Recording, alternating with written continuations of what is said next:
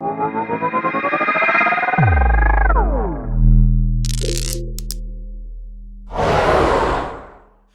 next panel, I'm going to wing it again. We're going to see if they're ready right there because I saw them come around the timing. We'll see what happens. It's a panel about VC investing in Web3. Many of the projects that you see come to market have VC firms behind them investing in their ideas, investing in their talent. So here to speak about that is a panel of three. And the moderator is Shashwat Eternal. Please welcome our moderator and our panel to the stage.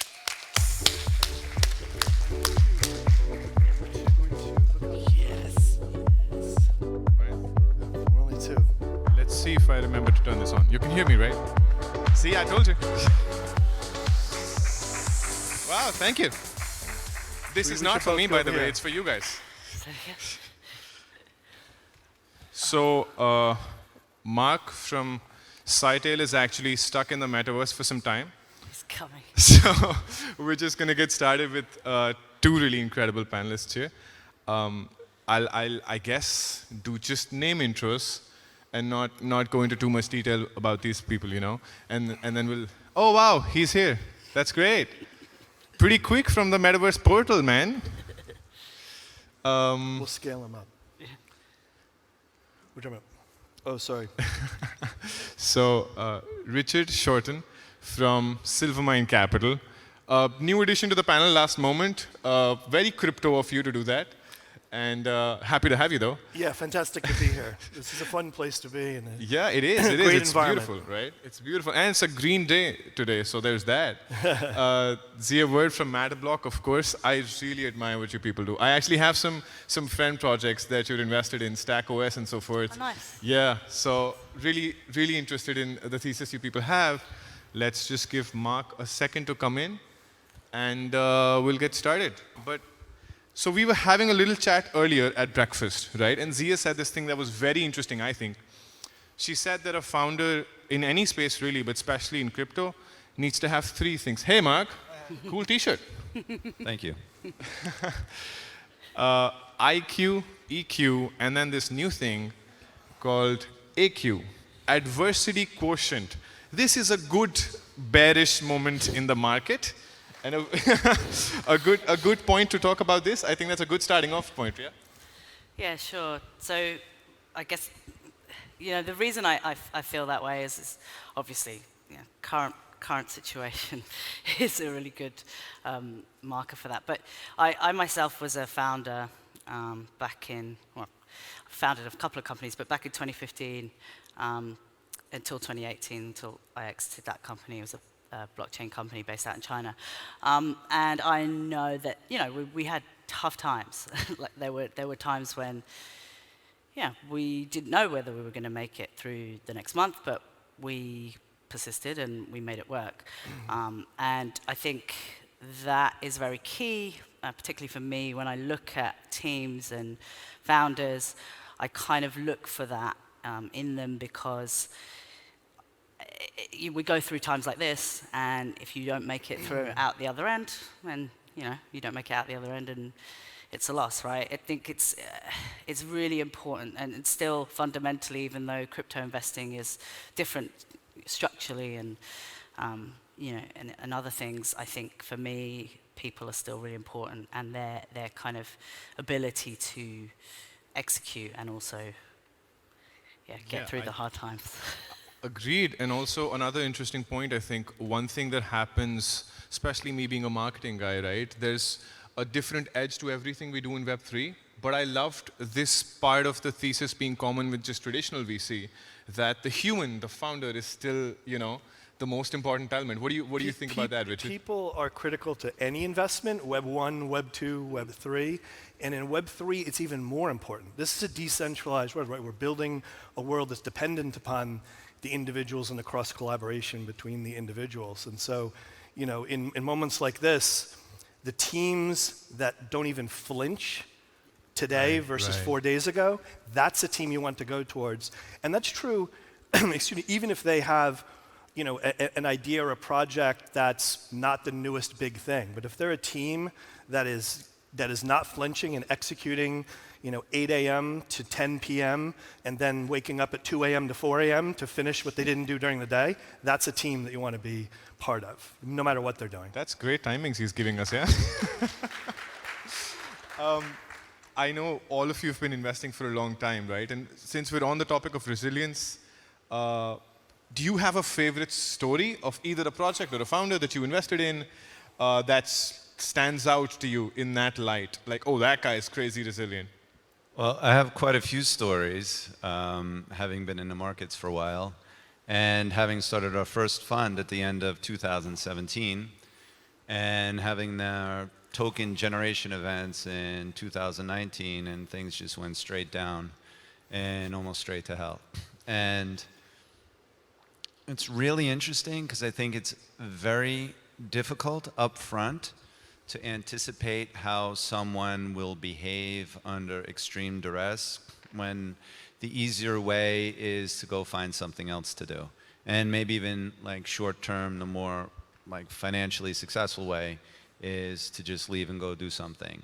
And I think many founders go in that direction.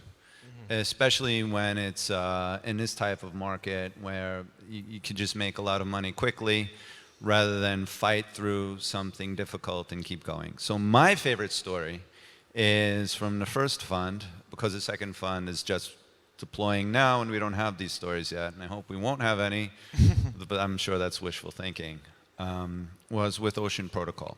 Oh. So are you familiar? Of course, of course.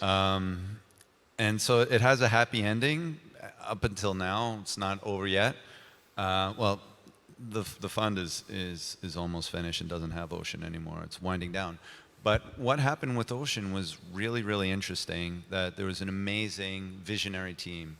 So I don't know if you know Trent McConaughey or Bruce Pond, but Trent was doing NFTs on Bitcoin, which wow. doesn't really work, but he's so far ahead and has such a vision that he started a company called Ascribe, and the idea was to ascribe rights to artists to make sure they got paid throughout the life of their work.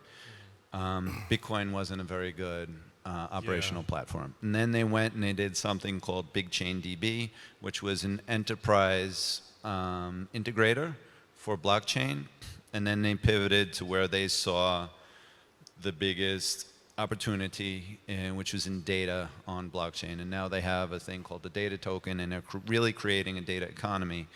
And if you would look back to each one of these, so Ascribe didn't work, it failed. But they didn't stop, they kept going. Yeah. BigChainBD didn't work, it failed. And then went into Ocean. And they had a track record of doing the right thing for their ecosystem and for the people that had invested. So they didn't have to give a stake going forward to the future endeavors that they were doing, but they did so. So to me, that was just amazing integrity and a kind of confidence that if things got difficult, that they would continue to do so. And of course, things got difficult. Yeah. So they had an ICO at 20 cents. It was like 15% taken, so 85% not taken. Then they had an IEO just after that at 11 cents. And someone from the team knew, like one of the devs knew the smart contract would unlock 3 hours before it got listed. And he sold at 8 cents. So then price went down to 2 cents pretty quickly. And we went through it, and we rolled up our sleeves. We went to work with the team, and now it's a vibrant economy. Yeah, the token goes up and down, but they have a real business, and they have a real community, a real ecosystem, and an ecosystem fund is being launched right now. So that's yeah, absolutely. I actually had the chance to meet Bruce about a month ago in Dubai, and I'll come to Zia with this. I think the thing I noticed, obviously Ocean, we're all well aware of at this point, but so what I'm hearing from your story is iteration, resilience, and then what my personal experience was with Bruce. And I would add just partnership. So we worked really closely with them because of the relationship that we developed mutually. Of course, there was time involved, right? So that's, again, it's iteration, integrity. I thought there was this constant humility as well. Like the project keeps getting bigger, and the founder seems to get more humble by the day. And it's something I see in all of you as well, right? But do you think that's one of the key things you look for in a founder? Is that, okay, I'm going to bring something sore here into the mix suddenly. We've gotten a bit comfortable. There's a project called Luna. Yeah, maybe not famous for humility so much, right? But I'm reminded of the Mike Tyson thing of life will humble you. So maybe that metric for a founder is a good sort of selection filter? Yeah, it's an interesting one. I think there's a level of humility that's great, but I think having extra and humbleness is great. You have to have an edge as well. You have to have an edge as well. I think that's also important. The belief in yourself is very important. You can't, to Mark's point, you can't always tell this before you. Right. That's what I'm trying to unpack. This is why we put time in, right? Like this is kind of why we take the time to. I mean, for us particularly, we go in quite deep with our companies, and we're pretty hands-on, especially through our animations program, which is something else. But so we do try and get to know them as much as possible. But yeah, I mean, look, if a founder's out there tweeting about the price of their token every day, it's probably not a good look, right?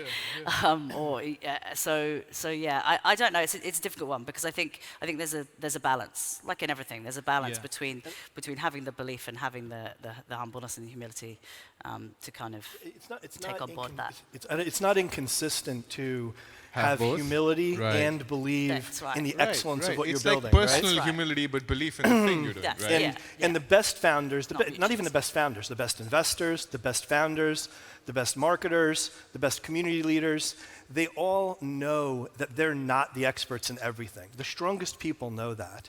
And they try to build a diverse team, and they realize that there's excellence when it comes to deploying capital. There's excellence when it comes to deploying code. There's excellence when it comes to deploying a simple message. And one of the great things about Web3, and particularly in the smaller communities where certainly we focus, in Kusama and Polkadot and these smaller communities, you find excellence arrives in many different shapes and forms. There's excellence in a 22-year-old who's in the Ukraine. There's excellence in someone who did go to Harvard and had a fantastic career in Wall Street, et cetera. It arrives all over, and this environment is one where it quickly bubbles to the top. It's easy to identify excellence in this environment.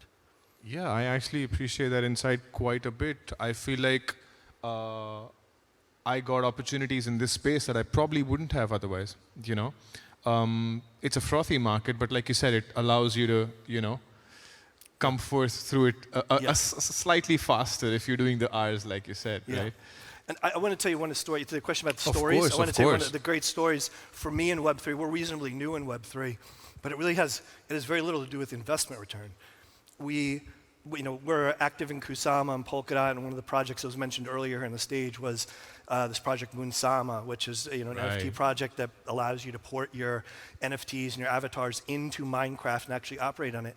And I've spent 5 or 6 weekends with my daughter, who won't talk to me normally, working with Moonsama, and she's in there, showing me how to mine for ore and these other things. And it's been such a benefit beyond the benefit of what the ecosystem that's being built there and the microeconomies that are occurring. It changes our relationship. Oh man, a family story in crypto. Come on, you gotta clap for that.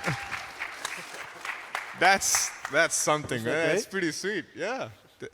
I don't know how to bring this back to founders from this. You got us in the fields out here. It's interesting, one thing I heard from the Ocean Protocol story was somewhat consistent with my marketing thesis a little bit, in that another thing you're hearing through these guys that are iterating again and again, right, is they're ideologically hooked in and not speculatively hooked in. I would love to, and your VCs, right, part of the business is returns, but part of the business is longevity. It's again a balance between those two things, right? So what what's the way to identify how speculative versus how ideologically aligned a founder or a team is, and how important is that when you decide to go with somebody, right? Is it all, because you can't be foolish in this market either. You can't just tank it with a bad launch, right? So you have to know some side of the speculative side of things, but you can only build long term if you know. So you see my point? Yeah, no, that's a really interesting way to put it. I think we really don't look at the speculative aspect. We do look for value creation. If we pay too much for something, or if we invest in something that is only kind of fast money and not something that is long-term, sustainable, that people actually want to pay for in some way, whether it's with attention or whether it's with other tokens or money, then that just doesn't fit with our investment strategy. We're much more about looking toward new businesses that have not yet been enabled yet, but now are enabled by this novel technology, and kind of putting together puzzle pieces for what we see as something that's important and needs to have a better use case or better usability.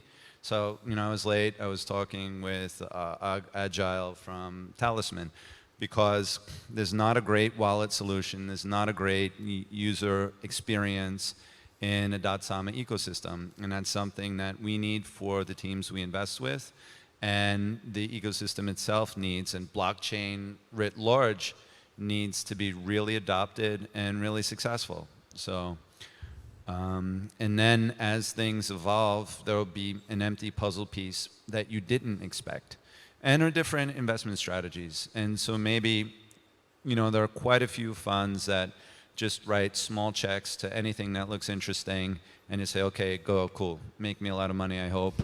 And I don't care if you compete with each other, Darwinism, best one wins, and it doesn't matter because I make money. That's not our approach at all. I have a T-shirt on that has all the teams that we've sponsored. You can show us. Fund. I will. Stand up to you. You can show so us. There's 11 some on really there. Impressive names. I think we could have up to 20 that we can reasonably work with. And an important thing that comes up when we're talking to teams is to be clear that there's a collaborative aspect, that we can really get synergies where 1 + 1 doesn't equal 2, it equals 3, 4, 5, because they each add value to each other. But we also have to be careful about investing with competitive, because that creates a conflict of interest for us. Who are we going to support when they both do the same thing? Yeah. So we have to be very careful that they won't sort of evolve to a competitive place as well. Wow, there's a lot of nuance in that take. I really appreciate it. One thing I heard from him here was they're looking for true 0 to 1 projects, right? That are basically trying to do something with this new solution set we have with this tech, right? That hasn't been done before. And then on the other side, this idea about competition within Web3, right? I would love, let's first go to that actually, because I have some thoughts on that myself. Like the way I look at it, for example, NFT3 is a DID project, right? And I had another DID project, friends of mine actually, we were having this conversation, and I was like, yeah, no, Facebook's the competitor. Like, we need 1,000 of us. I'm a little bit into the Darwinism, perhaps, because I'm just saying, of course, I hope NFT3 does it. But if not, somebody has to do it, or we're meta people now. The competition in Web3, I am a veteran of telecom investing and really the Web 1 infrastructure era.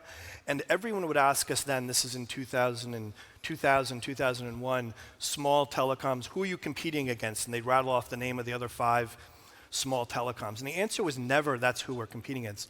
We're competing against British Telecom and Verizon and AT&T. That's who we're competing against. And in Web3, you're competing against Meta.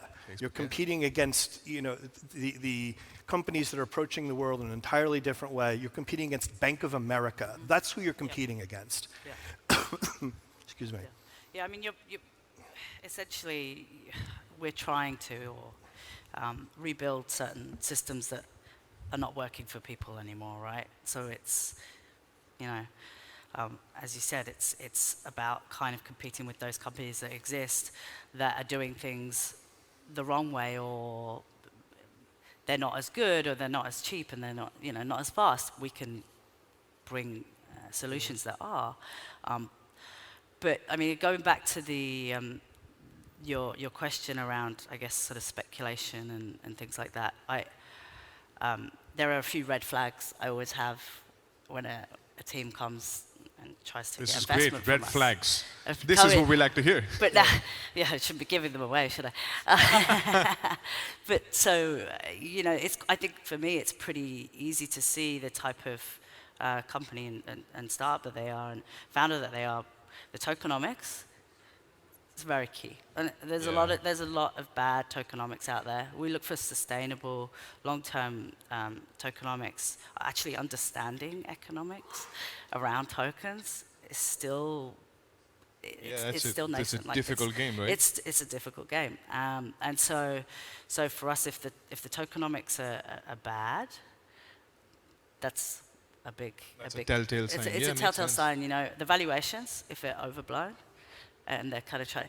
And sometimes, you know, you can work that out, but if it's crazy, then, you know. If it's crazy, it's crazy. If it's okay? crazy, it's crazy. So yeah, there's those two kind of major red flags that come around, whether they're just a speculative play or a real long-term solution. You know, for us, we very much want to be a long-term partner with our projects, and we look for things that are really going to last and change the game. So. Yeah, makes a lot of sense. I think about the earlier point, I think a good simplification of the message would be we're competing against the status quo. Is that right?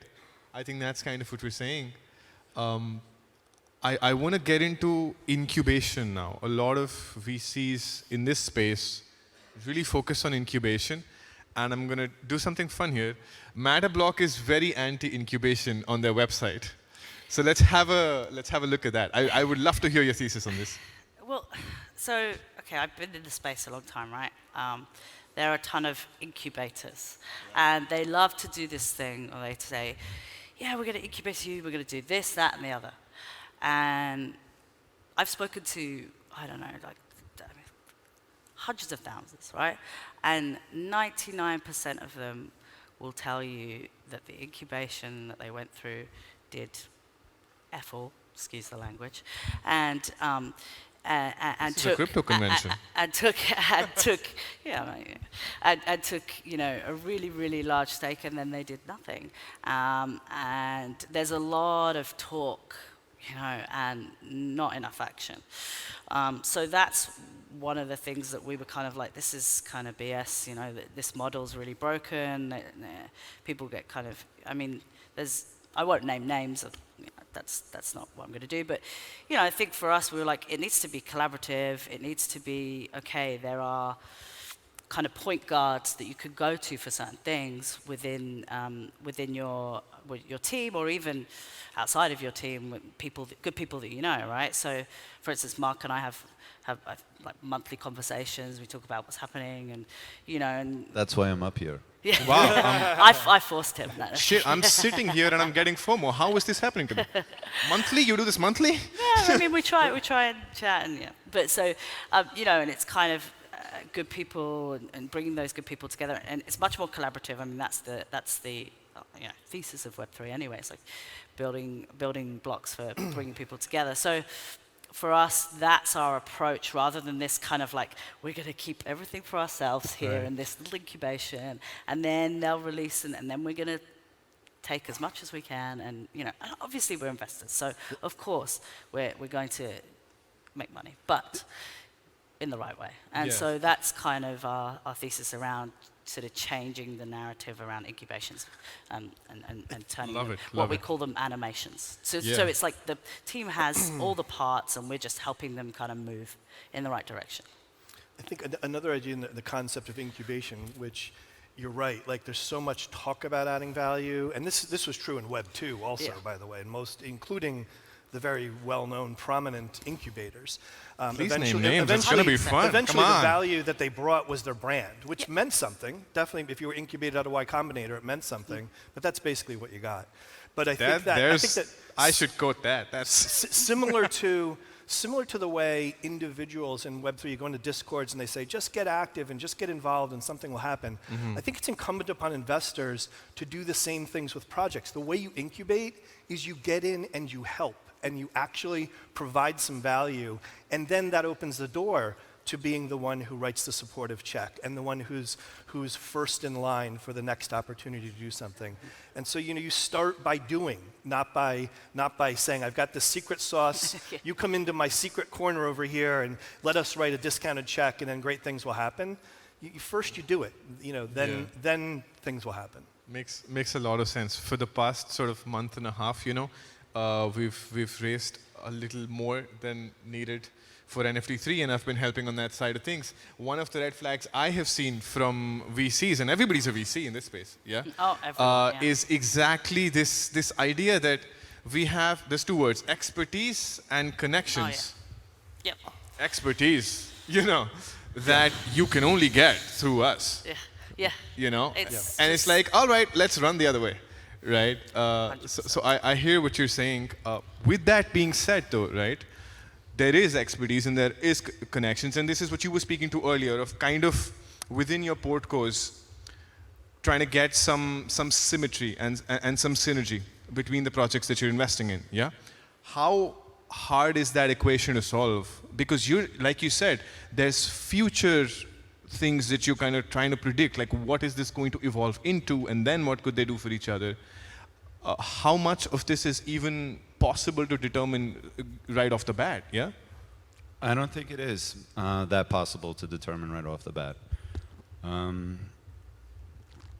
Yeah, I think it's more of really having a good relationship with the teams actually from the beginning, working together with them actively, and that means something different for everyone, right? So we're fortunate that we've been around for a while. We have good connections within the ecosystem, and so for example, one of the things that we do is we find teams that are kind of strong from the personnel or vision perspective, but they decided to, for whatever historical reasons, build somewhere else, and that ecosystem isn't working for them. And then to come and to bring them into the Polkadot.Sama ecosystem and sort of open the right channels for them. It would be available anyway because it's an open and welcoming system, but it's helpful if you know from the beginning the way to go. And that's one of the things we're doing. And I'm talking to people, I hear a lot, we need to make this kind of governance decision. We need to figure out how to deal with regulation. We need to figure out how to have the right token economics. And all of those things, I'm not the expert on it necessarily, but we have members of our ecosystem that are, and we put them together. And that's just I'm kind of like a sort of matchmaker where I already know ahead of time that there's a match. Wow. Yeah. That's a good indicator of like a red flag for founders on VC, in the other direction, is that those who really have the strongest relationships and networks, they're not keeping them secret. Yeah. Those relationships are strong enough that you'll introduce the team to the place where the dot can connect because you're not worried about it disappearing. You're not worried about that relationship going around your back. Those are the strong, durable relationships that really cause opportunities to flourish. You're not protecting something secret. You build relationships over time, and they cannot be broken by just the wrong phone call, the wrong person at a particular time. Yeah, that's kind of Web3 as well. And the way I look at it, it's like, I don't need to get paid for everything. If I make an introduction and these two parties, do something very nice because of it, and they both make a lot of money, they don't need to pay me for that. It's their thing. I just was happy to be helpful to put them together, and that value accrues anyway. It'll come back. Yeah. It all comes back. Yeah, I mean, that's to your point before. That's the beauty of Web3, right? Like the value comes from doing, and that works for, community members, consumers, and VCs. Yeah. Yeah, I think it's just the Web3 ethos itself, right? There aren't any secrets to keep, You can only do that for so much time. Yeah. One point, again, from our earlier conversation in the morning when we were sort of just trading notes or whatever, was I'm going to kind of move to the project side of things. I know a lot of founders are here, a lot of, would-be founders are here. One of the things that was very common in our conversation in the morning was, this is the kind of time where you raise more than you might think you need, right? And I think some of the more seasoned founders, speaking to that point of yours, right, have kind of instinctively known this and have switched gears. And the past couple of months, we've seen some of that happen. If you have stories about this, that'd be great. But what are your thoughts? How should you raise in this kind of market? You can have resilience, you can have all that, but you do have to survive first, right? Yeah. Well, you're thinking of something very smart. I'll tell you, there's a Web2 slogan, a common one, which is fantastic startups. Fantastic startups never die; they just run out of money, and that's true everywhere, right? And similarly here, you have to be smart about how you raise enough capital. And guess what? As progressive as most Web3 core team members are, they're interested in getting paid in USDC or US dollars, because that's how they pay their electric bills, not necessarily project tokens. And so to create sustainability over the long term, you have to be smart about having, regular old resources to keep people motivated on your behalf. Yeah. So a couple of my friends at Dragonfly, they sent I think they put it public here. Oh, I read that. That was fantastic. So they sent that to their founders. It's a good letter. It talks about being lean, and that's true, in traditional Web2. I mean, being lean and being smart about how you kind of hunker down, and hearing that from them, I'm like, yeah, that's exactly right. You've got to be smart, you've got to be lean, you've got to be strategic about how you spend your money, how you allocate resources, and keep the communication or the lines of communication open with everybody that you work with, everybody that you are partnered with, because if you just disappear or you drown, it's not a good look. But even if you don't make it work, if you've kept those lines of communication going, that's a good look for you in the future. So, but yeah, that's. Yeah. So for context, this is in reference to a letter that Dragonfly wrote to their port course, but very nicely made it public. And I spent 5 a.m. today actually reading it. So I know what you're talking about. Small notes from it, I think, would be basically, they said, if you're raising, get it done as quickly as possible, raise more than you need to, and then make your organization as lean as possible with the top players, and message properly, right? I think those were the key points. And it was very well received from my perspective, being in a project and building. Would there be anything you would add to that, like advice for founders or builders in the space? What comes next for the 4, 5 months, 6 months, 2 years? How to weather this? I mean, resilience in general is cool, but A lesson from the financial markets, and crypto is a financial market, is that the highs always go higher than you expect and last longer than you expect, and the same thing when it goes down. So it would be really nice, and I think it's wishful thinking, to say, okay, the crash happened, and now we can get back to building and it's going to go up again. I hope it's true. I don't think it's realistic. And history doesn't repeat, but there's always a similar kind of situation. And I think, with Luna and UST imploding, we haven't seen the second order effects yet. We don't know, who had massive holdings on their balance sheets. We don't know what brokers were lending and are going out. we have no idea yet. And because it's quiet now and the market's up a little bit, at least it was this morning, because you know I only look at it every half an hour, but it's not. You know, it's not over, and we don't know. And this will invite, you know, I believe it'll be, you know, aggressive and antagonistic regulation, because a lot of people lost a lot of money. Yeah. And, you know, a lot of people were buying things that were touted by VCs that have big mouths and big presences and a very marketing, and that's a strategy to get your name out there and kind of pump your bags. And it's successful in bull markets and gets you wiped out in, you know, not even a bear market yet. Yeah.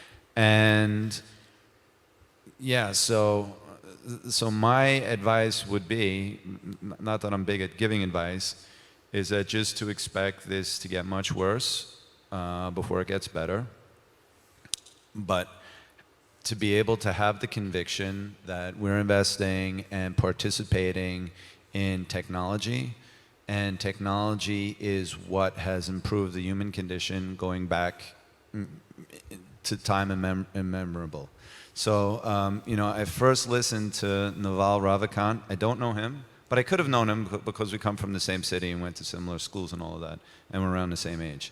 And he was on the Tim Ferriss podcast. And he was talking about, a light clicked for him where he only wanted to invest in technology because that's what makes, that improves the standard of living. And that will continue to improve, you know, the standard of living going forward at a faster pace. And this is where we are. So the price will be higher than it should be. It'll be lower than it should be, but progressively will continue to be better. So we can have the conviction that we've invested with solid teams that will be there 2 years from now, 3 years from now. Hopefully, you know, they won't have to survive on their treasuries 4 years from now, and they will have to raise again. And hopefully their products will have revenue to keep them going, to keep building, to build that ecosystem. Yeah, but I fear that crypto goes in cycles, and it hasn't really had a down cycle, like a serious down cycle in a while. I've seen numbers that, you know, Bitcoin, the right low for Bitcoin is like 13,000. And what does that mean? You know, if you like look at historical highs and lows for the different cycles. And what does that do to the business? What does that do to cash flows? You know, what does that do to DeFi, which has been a big part of what's been driving interest of people? You know, we're not really there in terms of investing in these kind of things like DeFi and trading.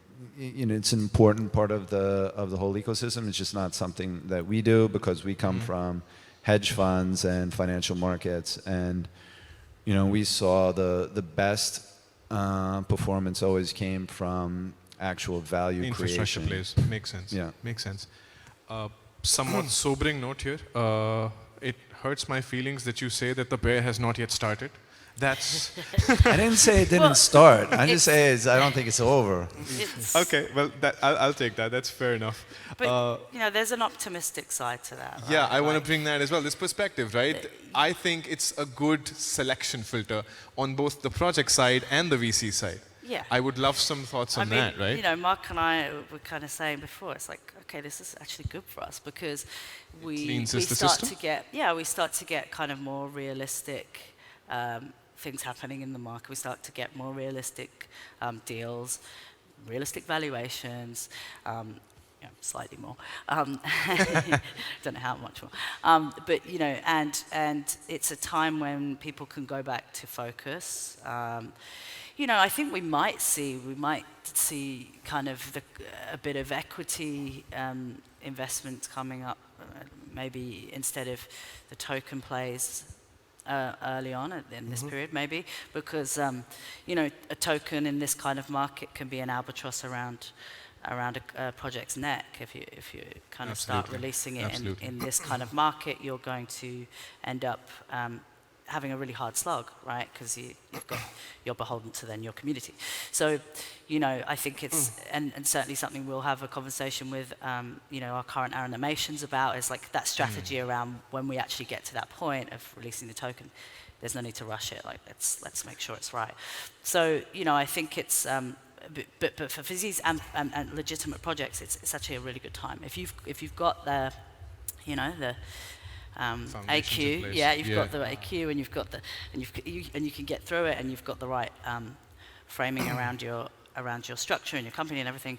I think it's a great time because you then don't have your, you know, all of this kind of noise around actually building your project. It's not only the noise; it's the wind that you had at your sails, right? Yeah, Like, you used to have wind totally. at your sails. Now, as a project founder, you know, your opportunity to excel is making the really difficult decision and making it fast enough, and getting rid of the team member who's just not contributing as much as you thought they were, and making that really hard decision when that person is, you know, the CTO or something really strong. Those are the really hard decisions, but the best founders make those decisions. Yeah. You know, they don't wait. They don't let time pass. That's like a cancer. Right, love it. So the bear market that is only just beginning is a qualitative cleanser for the entire ecosystem, whether it's projects, VCs, builders, communities. Much appreciated the time you've spent here with us. Thank you so much. I hope you guys learned something and had some fun. Thank you.